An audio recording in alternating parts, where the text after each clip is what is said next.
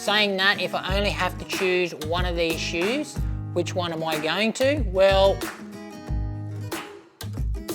shoe comparison I got for you guys today. So we have got the Hoka Mach 6 up against the Nike Pegasus Plus. So we're going to go through their similarities, their differences, and their key features. And hopefully from that, that's going to give you guys a great indication of choosing the right shoe for you. But before we get into it, a big shout out to my #1 running store, the Running Company at Geelong. I've got a link to their website in the description. Make sure you go check out that and check out all their running gear. And also guys, if you want to support the channel and you haven't done so already, make sure you hit that subscribe button.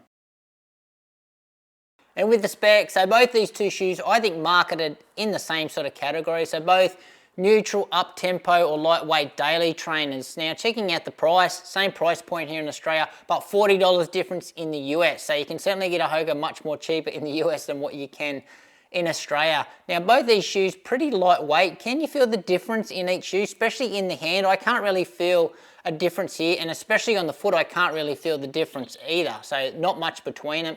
Now in the stack heights, slightly higher here in the Mach. Can you feel that on the foot? Well, yep. If I wear one of each, the Mach certainly does feel like it's got the higher stack. And I think in the drop is a little bit confusing as well, because the Peg said it's got a 10mm drop, but you can't really feel that because the foam is just so soft and compliant in this shoe. It sort of feels like it could be the flattest shoe more so than the Mach.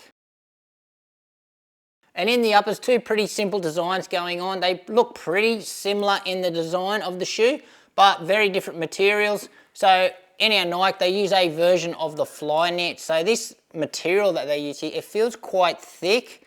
Breathability could be better, but it's really soft and flexible. So it's super comfortable on the foot. Really solid heel counter. We've got an Achilles flare and a medium amount of padding around the heel collar. Our tongue is not gusseted, but I haven't experienced this tongue moving or bunching in any way, so it's doing a great job. No needs to be gusseted in this way. Laces, they're really premium, so they're really thin, but they feel quite robust, but I've had no issues with them coming undone. The lockdown, excellent, not an issue whatsoever. And in the fit, true to size in the length, and I'm gonna say the overall fit of the shoe, if I can explain it in like how they talk about fitted clothing, I'm gonna say it's more of a relaxed fit. So I quite like that in this shoe. It's quite generous in the toe box, also around the rest of the shoe, so you don't feel super squished into the shoe. Yeah, it just feels, yeah, just like that nice relaxed fit, which I quite like. Now in the Mach 6, so Krill Jacquard mesh is what they call the material here, and it's like a double layer. They've got like a traditional mesh underneath, and then it's got this like this plasticky outer coat, which is really fine, but the breathability in the Mach, much better than the Peg. Same really solid heel counter at the back, so it pretty much mirrors the Peg around this area. Same Achilles flare, but we got a little bit less padding around the heel collar in this one. Nice short tongue as well. However, the tongue in the Mach has got a bit of a mesh down towards the foot, and this tongue is gusseted. Standard lacing system. The laces don't feel as premium, but they still do a good job. They haven't come undone. The lockdown, no issues at all. Now the fit. So this shoe is a US size 9 and this shoe is a US 8.5. In the fit, they fit exactly, in the length they are exactly the same, but in the width, the Hoka is still the more narrow shoe, even though I did come half a size up. So I know the Mach is available in the wide size. So I've got the normal size. It was too narrow, but I had to come half size up. So I'm going to say Hoka. My recommendation is if you can't get the wide in this shoe, go half size up, and that should accommodate the extra width. But build quality, excellent. Stepping comfort, excellent as well. But overall with these two uppers, if I need to pick a winner out of the upper, I think I'm still going to go with the Mach, and that's just because of the breathability, and I think it's just yeah, a little bit more refined, more so than the Pegasus. And in the outsoles, as you can see, there are two very different designs going on. So with the Peg Plus, what you can see here is pretty much just two segments of rubber. So complete coverage pretty much of the entire forefoot there. There's some holes there where you can see some exposed foam, but pretty much the entirety of the forefoot, and also in the heel area of the shoe as well.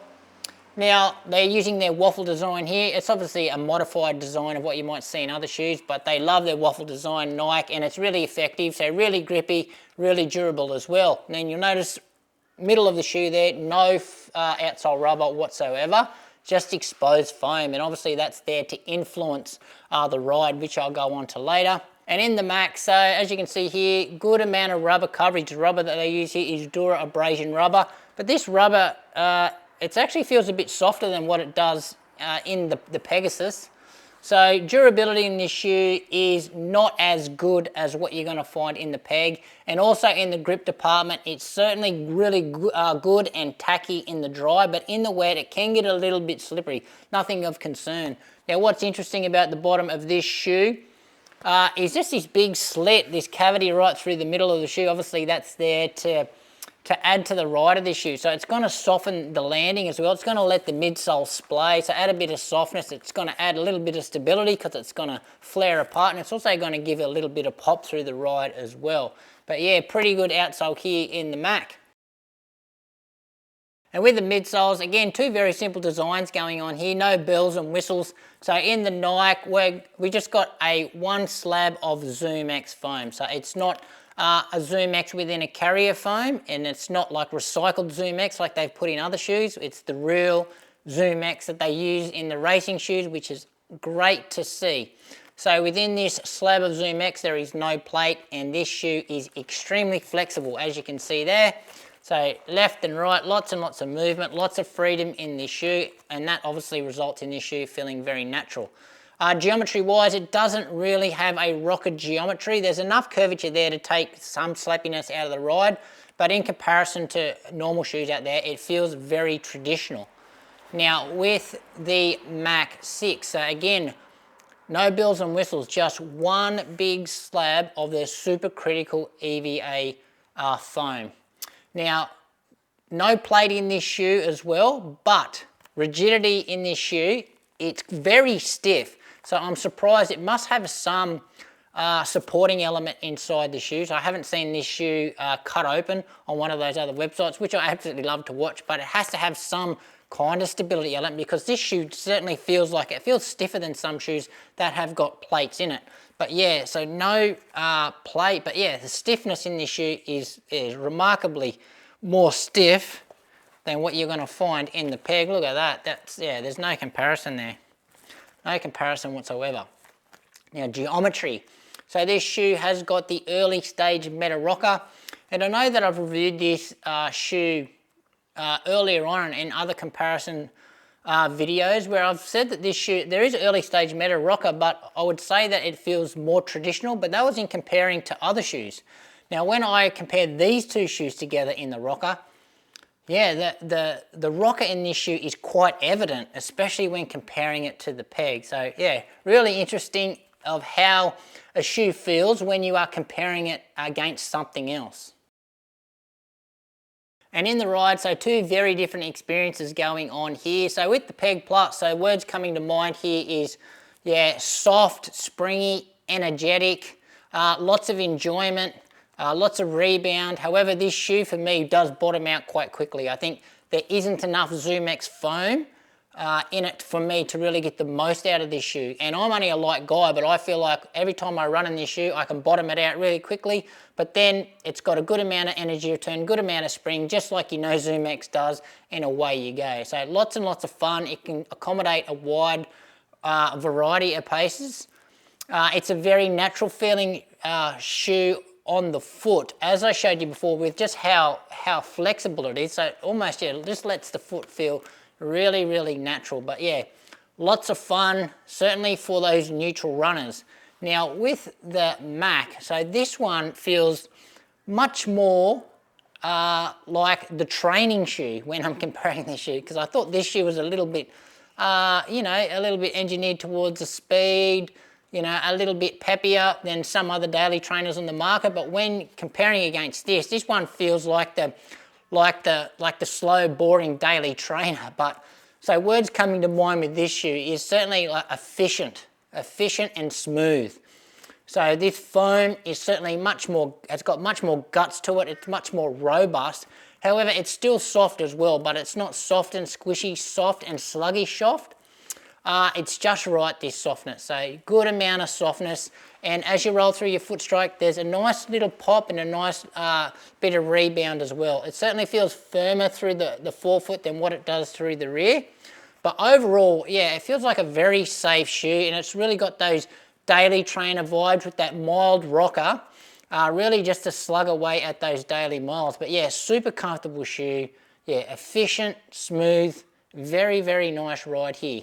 Now, what's really evident when you're running in these two shoes is just the amount of support that you feel. So this one, especially up through the arch area, the Mach feels really nice and secure. Feels like it's got the nice high arch, and all along the inside of the shoe there, it just feels much more supportive. When in comparison to this, the old loose, it feels like, you know, a bit of a runaway trainer, a bit of a wild child when you're running in this one, because it's all over the shop. It's exciting, but it's a bit all over the place. Where this one feels really controlled and very, very smooth, very efficient.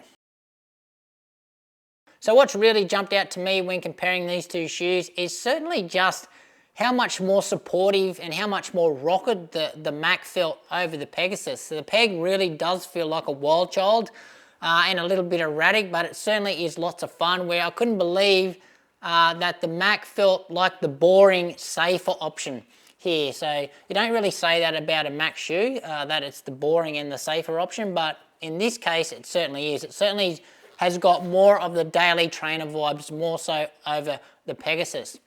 Saying that, if I only have to choose one of these shoes, which one am I going to? Well, for my type of training, my style of running, I think I'm going to get more use out of the Mach 6. And that's just because, for me, I think it's more versatile.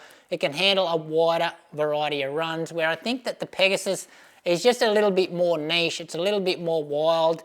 And for me to get the most out of this shoe, I probably won't be running in it every week. Whereas the Mach, I can get a lot more runs out of this shoe most weeks.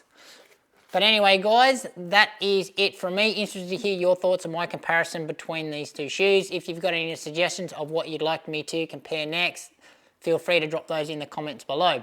Anyway, guys, thanks for watching. Make sure you give this video a like, subscribe to the channel, and we'll see you next time.